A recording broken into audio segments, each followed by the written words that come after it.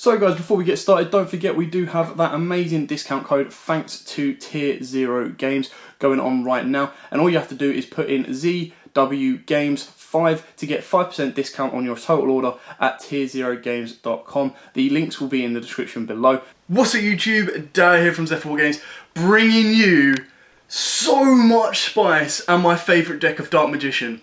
So today, as the title says, I am bringing you the brand new £5 replacement for Magician Souls. So I've got a card that works in Dark Magicians that is 10% of the price of Magician Souls, and it does the job just as well.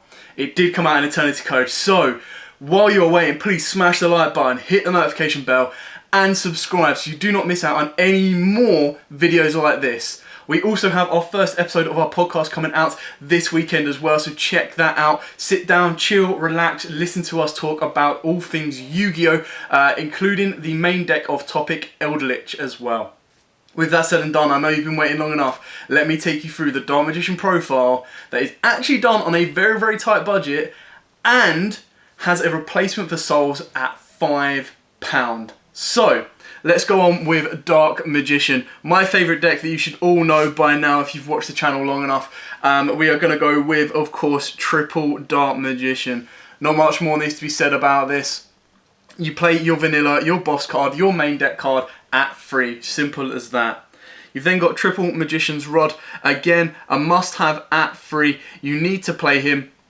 He gets everything going for you. He gets all of your combos working. He searches you out all of your spells and traps that help you extend the game. We've then got double Tenyi Spirit Vishuddha. You can bump this up to 3 if you want to make it a 41 card deck. He is a free summon if you control no effect monsters.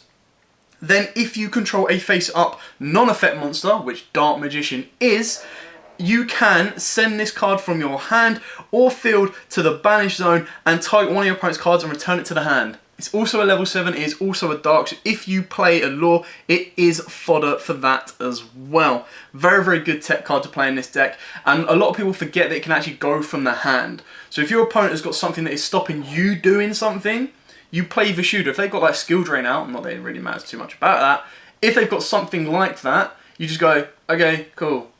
Vishuddha, bounce it, or a Vanity Team, something like that that's really going to slow you down, you can out it easily. Double Apprentice, this kind of gets all your combos going. This searches you out your Dark Magician, this discards a card to the grave that you might already want there to bring it back, and then it is a nice 2k beater. Not to mention, in this build you're going to be doing it a little bit more so than not, is you actually use this as a hand trap. Purely for the fact that people will attack your lower level or your lower attack spellcasters, mainly your Dark Magician when we do play skill drain in this build. So mainly Dark Magician, when your opponent's like, yes, I'm going to out your Dark Magician, attack for 3k, you go, cool, drop illusion from hand, it's unaffected by skill drain, so you're gonna lose, and that's exactly what you do. I've kept in 2 Silent Magician, just purely because Rod, once it has done its search effect, loses its usefulness on the board. You don't want him on the board anymore. He's actually better in the graveyard. So the idea that you can do with this is you would normal summon your Rod, get rid of it for your Silent Magician if you haven't got rid of it for your Spellbook plays as well. You can then, with your Silent Magician, negate 1 spell card, and once you activate a spell or trap with Magician's Rod in the graveyard, you can get rid of your Silent Magician and then bring Rod back to your hand so you've got place to go off your next turn. So it gives you a lot of synergy, it gives you a lot of consistency moving back and forth, and as long as you keep in mind the 2 and the way they work, she can actually be very, very useful in a deck. Now I'm not saying that 1 spell negation ends an opponent's entire play, but to be able to end your board with possibly a circle leading into a Dark Magician to banish with it, and a Silent Magician or a skill drain, you have enough to stun your opponent and win games. Then for the one-offs, we've got the 1 Magician of Dark Illusion. You can cut this completely. This could probably easily make way for the 3rd Vishuddha. I just have a attachment to it. I have to play it in my Dark Magician decks.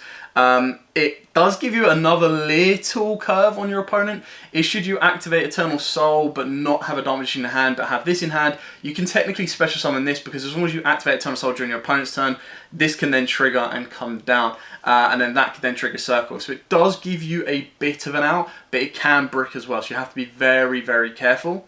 Not to mention, if you activate a Spell Trap while he is on the field, he will revive a Dark Magician. You can only activate it once while he's face up on the field, but it does give you instant rank 7 plays or just bigger boss plays as well. Then for the last one-offs, we've got the 1 Mana Dragon Zotirion and the 1 Spellbook Magician of Prophecy. Yes, I have put the Spellbook engine back into this deck, purely because there was space for it. If you wanted to, you take out this. I would personally take out the Spellbook engine, put in 3 Allures, and then put in 2 Kaijus as well, or 2 Dark Monsters, just so you can kind of regain the ratios for that as well. And the Zotirion is literally, if they destroy your Eternal Soul, which is your best and worst card in the entire deck, you have a way to come back from it. Not to mention, if they destroy your Skill Drain, you can bring Skill Drain back. Yes, Skill Drain may be at 1 on the list, but in a Dark Magician deck, it is at as many Zetrons that you play. Activate Skill Drain. Okay, MST. Change the Zotirion in hand or graveyard. Special summon it. Set back Skill Drain. Over to you, people. And then we move on to the spells. Now we're leading into the spice, but because we ended with the spellbook, we played triple knowledge and double secrets. Obviously, secret sets out the blue boy or the knowledge. Knowledge sends either blue boy or another spellcaster from field or a spellbook from hand to the graveyard to draw 2. Now, if you send it from hand, you do neg quite hard if they ash you. If you send it from field, again, you do neg a little bit depending on what you're getting rid of. But like I said, once Rod has done his effect, he is good to go to the graveyard. Not to mention, if you stack your deck with Servant, you're then going to guarantee to get the draw that you want of anything. And you can stack it with Servant or Circle as well. So it is a very, very good combo that with Servant and Circle with a Knowledge, you can technically get all 3 cards you reveal off the top of the deck. Not to mention, you can technically get to 4 if one of those cards revealed off a Circle was a card that listed Dark Magician in it. So, gives you a lot to play with. Speaking of it, we do play Triple Soul Servant. Do not worry, guys, the card is coming. The card is coming. So Triple Soul Servant, you know, stack the top of the deck and then draw cards. Now, you're only ever going to be drawing 1 in this deck because we don't play Mahad and we don't play Dark Magician Girl, but it's more for the stackability, and then you're going to go into it with your spellbooks to give you your draw 2, and then you're also going to be able to get the draw 1 because you're going to have a Dark Magician 9 times out of 10 on the field or in the graveyard. Dark Magic Circle, we all know how important this card is.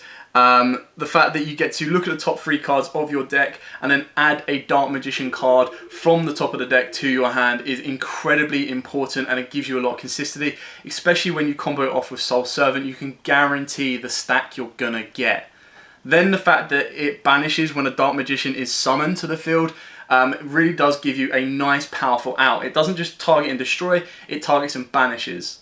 Now, what I really wish it should have been, and again, if they ever errata Dark Magician cards, this and Itemize are the 2 that I want them to do, and this one just says doesn't target. That's all I want, like just a non-target banish. Okay, the moment you've all been waiting for. This card right here, you play at free. It costs £5 from Eternity Code. It is an ultra rare. Pick them up now. And that is, ladies and gentlemen, Fusion Deployment. Reveal 1 fusion monster in your extra deck. Dragon Knight.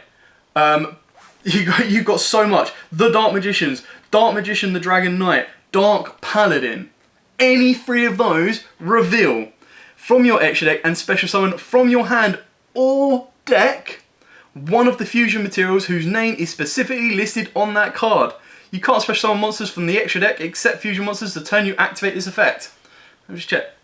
The Dark Magicians. Dark Magician or Dark Magician Girl. Nice. Dark Magician the Dragon Knight. Dark Magician.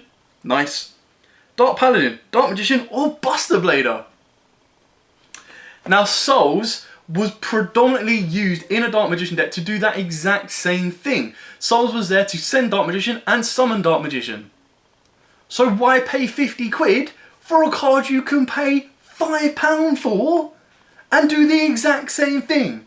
Okay, you don't get the draw, and you don't get the Foolish Burial, and you don't get the extra monster on board, But if you're not going to get the extra monster on board because you're going to special summon back the Dark Magician anyway, that effect is null and void. If you're just going to put Dark Magician on the board and you're not going to put Souls on the board, you're not going to get the draw anyway, so that effect's null and void.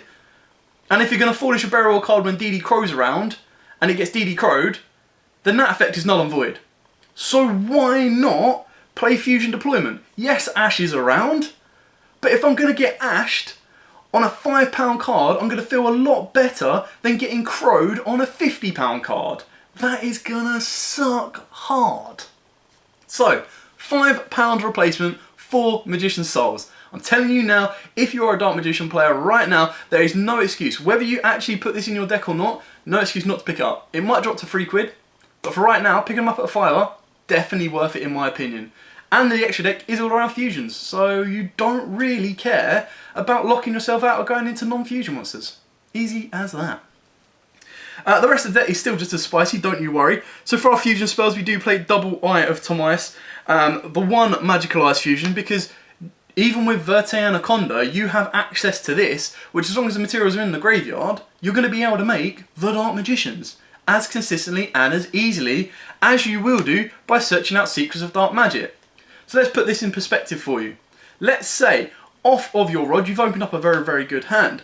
You decide to search out Secrets of Dark Magic. Nice. You somehow manage to make Verte Anaconda. You activate Secrets of Dark Magic, getting rid of 2 spellcasters to make the Dark Magician.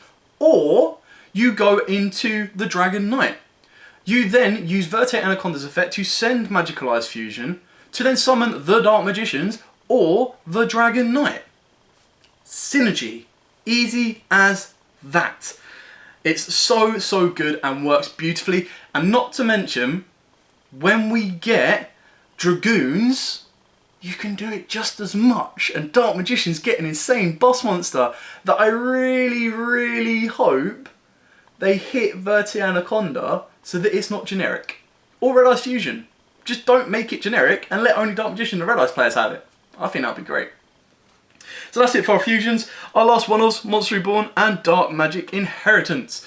Dark Magic Inheritance, you're now putting Fusion Deployment in the graveyard, you're putting your spellbooks in the graveyard. They are no use to you there. So being able to put them in the graveyard and have Inheritance gives you another route into your Secrets of Dark Magic. It also gives you another route into Circle, Navigation, and of course Eternal Soul. So the consistency factor is there and it's definitely worth playing, considering it is also a quick play as well. On to the trap cards, we play 5 trap cards, Triple Eternal Soul. I am going to be bringing my Dark Magician to the board. I'm going to be putting my Dark Magician in the graveyard consistently. Yes, okay, if my opponent nukes my Eternal Soul, I am probably going to die. Unless I've got another Eternal Soul set. Big brain plays, ladies and gentlemen. So that is why we max out on Eternal Soul. For the one-offs, we've got the 1 Navigation. Because of Fusion Deployment, I'm actually not relying on having Dark Magician in my hand consistently. I'm bringing him out of deck, I'm bringing him out of the hand, and I kind of want to sit on a more stun version of it. So I've cut this down to 1. Easily go up to 2 if you want it to. If you're going to play Souls, don't know why you'd want to put 50 quid in when you could put £5 in, then you could play this at 2 because then it's an easy discard fodder for either your Apprentice or of course your Souls to get that draw card. And then finally, the Bane of Existence in Skill Drain. If this card ever comes back to 3, we are in some serious trouble. But being able to sit on at least a 2500 vanilla that is unaffected by card effects because of Eternal Soul, not to mention the Dragon as well, Skill Drain, if it gets destroyed, like I said, with the Dragon Zetron, you just set it back. So your opponent goes, okay, Cosmic Cyclone it, that'll get rid of it, and you go, no, Zetron brings back banished ones as well. So off you go. So the combo between Skill Drain and Mana Dragon is actually insane, and I really love it. So the spell trap card you control leaves the field because of an opponent's card effect. It is now in the graveyard or banished. You can special summon this card from the graveyard if it was there or from your hand. Then set 1 spell trap card that is banished or in your graveyard to a spell trap card zone you control. Okay, this gets banished if you special if summoned this way, banish this card when it leaves the field. So I've just activate Skill Drain, destroy Mana Dragon, set Skill Drain. I've now got a 2200 Dragon on board. And if they can't get rid of him, I can make, with Eternal Soul, you make the Dragon Knight. You go, okay, cool. He's a dragon. I've made Dragon Knight. My Dragon Knight, because of Eternal Soul, is unaffected by my opponent's card effects, but I've still got a nice 3k beat on board. Activate Skill Drain. Nice. I've just used Skill Drain twice. And then if I back it up with Dark Magicians that I keep coming back from the graveyard, or this 3k beta that I can keep bringing back from the graveyard, because it does count as Dark Magician in the graveyard, happy blooming days. So that just shows you the synergy between these two cards, which is why you play the Mana Dragon, ladies and gentlemen. Moving on to the extra deck, so no surprise here. We are playing double Dark Magician the Dragon Knight. We are playing double the Dark Magician. Now this is probably the most expensive card in the extra deck. Because it came in one of those silly side sets, it is about 20 quid. Okay, you can cut this down to 1 if you want, and if you want to keep this deck as budget as you possibly can, even with your Soul Servants, look, there's nothing in there, apart from the Soul Servant, which I picked up for like 7 quid, so they might even be higher. There is nothing in this. Oh, actually, that is quite high, I'm not going to lie. Again, stupidly high. But you don't have to play it, it's just a tech that I play. So you can actually take that out, put in Secret Village, put in Mystic Mine, put in whatever you want. A lot of space in the deck, a lot to move around with. All I wanted to show you was Fusion Deployment, and then just how the deck can be built around that card to make it even better. We'll then play the 1 Dark Paladin and the 1 Quintet, because if you do get 5 spellcasters, or if you are against Shadows, you can use and abuse their graveyard as well, why not? And then the XYZs, just in case you can't pull off your fusion plays, 1 Red Eyes Flare, 1 Ibon Illusion, and 1 number 11 Big Eye. And then for the Link monsters, surprisingly these are quite highly represented, but it's just because they allow you to loop your plays a little bit more. So you've got your Link Spider and your Umduct. Obviously your Umduct counts as a dragon towards your dragon fusion plays, and your Link Spider, but both of them are there just to get rid of your Dark Magician to then bring them back with Eternal Soul. And then you've of course got your Link 2s of your IP Masquerena, your Predaplant Verte Anaconda, and your Wee Witch. Wee Witch to boost your Dark Magician, give it a nice 3k beta and make your Dragon Knight a 3500 beta. Verte Anaconda to make your fusion plays a little bit more consistent. And your IP Masquerena just so you have a defensive play during your opponent's turn to go into Nightmare Unicorn. Now, if you do not reveal that you've got a set Eternal Soul and a set Skill Drain, for example, your play over to your opponent could easily be IP into Unicorn, discard, spin a card. And they're like, okay, and I discarded a Dark Magician. Skill Drain. Okay. Eternal Soul, bring back Dark Magician, circle, banish. Okay. Not only have I Skill Drain locked your board down, I've banished 1 card, discarded 1 card as well. I've spun 1 card and banished 1 card, sorry. So, you don't have to play Unicorn, you don't have to play IP Masquerena. You can take these cards out, make the deck even more budget, should you wish. And by doing so, what you would put in their places is you can put more fusions. You've still got Amulet Dragon you can put. You can max your fusion monsters up to 3s of each copy. You can also put in a big boss monster like your Zero Boros. But the idea is you want to loop around the skill drain play as well. And that is it. Sorry for the overhypeness, but I was super excited. The second fusion deployment drop. This probably should have been the first video I did for you guys, but I was like, alright, I'm going to get them to wait. I'm going to make them wait for this one. So for all of you out there, now is a good time to actually pick up souls because of the non-competitive season. They've probably dropped a little bit more. But for the non-competitive players out there, yeah, Fusion Deployment. What more can I say? 5 quid it's currently going for, and that is UK and European like pre-release prices. We haven't even got the official set. We've only had the pre-release set, and America, you sadly don't get it till the end of June. So you've still got a giant period for this card's price to decrease. But at 5 quid. Why would you not buy it for Dark Magician? It's better. 15 quid to 150 quid. It's a no-brainer in my opinion. So definitely worth checking out. Anyway, I hope this little drop of knowledge has helped you for your Dark Magician's builds.